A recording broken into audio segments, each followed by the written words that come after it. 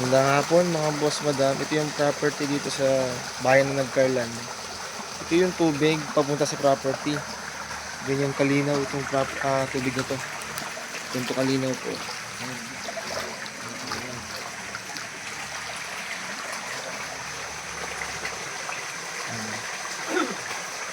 Ginagawa din po siyang paliguan, labahan.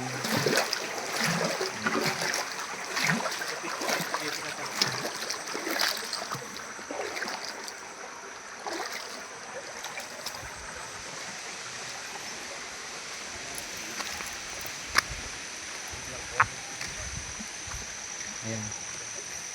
Yan po yung tubig sa property. Ayan, ganyan po kalinaw. Ayan, ayan.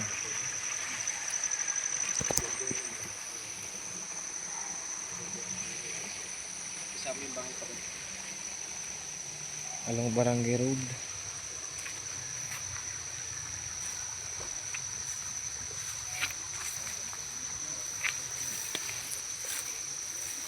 (5,500 square meter po ito mga boss madam.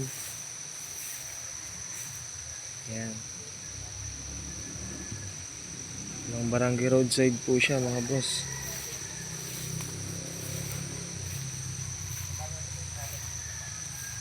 Hanggang doon pa?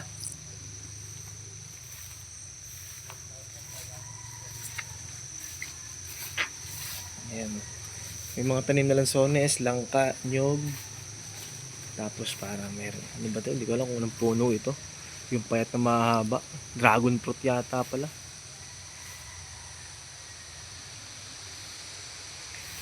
Hindi ko alam kung anong bunga yan. Puno. Tapos meron ding guyabano. Mga boss. Flatland po yung property. Along Barangay Road. Clean titled po to at buhay po yung may-ari. Ito rambutan yata itong isa. Medyo mataas lang po ito mo kaya hindi ko na po papasukin yung pinakaloob-looban. Kaya dito lang po tayo sa may bungad kasi linderos naman po niya ay sapa mga bossing. Papakita ko po yung sapa. Kasi naririnig ko parang merong umaagos na magandang tubig dito eh. Kadugtong po yun kanina doon sa unang video ko. Yung bago ko mag-play. Hindi yung karugtong mga bossing.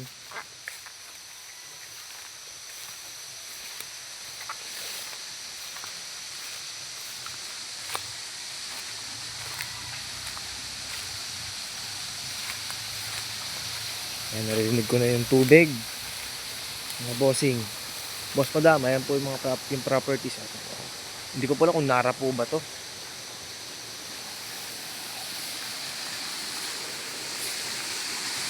Ayan mga boss. Yan po. Napakalinis po ng tubig dito. Napakalinis po talaga. Yan po. Ganyan po kaganda yung tubig mga bossing. Boss madam, ganyan po kaganda. Napakalinis po ng tubig.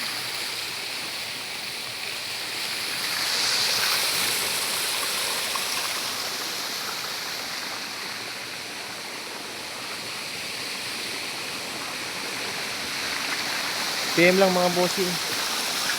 Good luck and God bless po sa lahat. Thank you.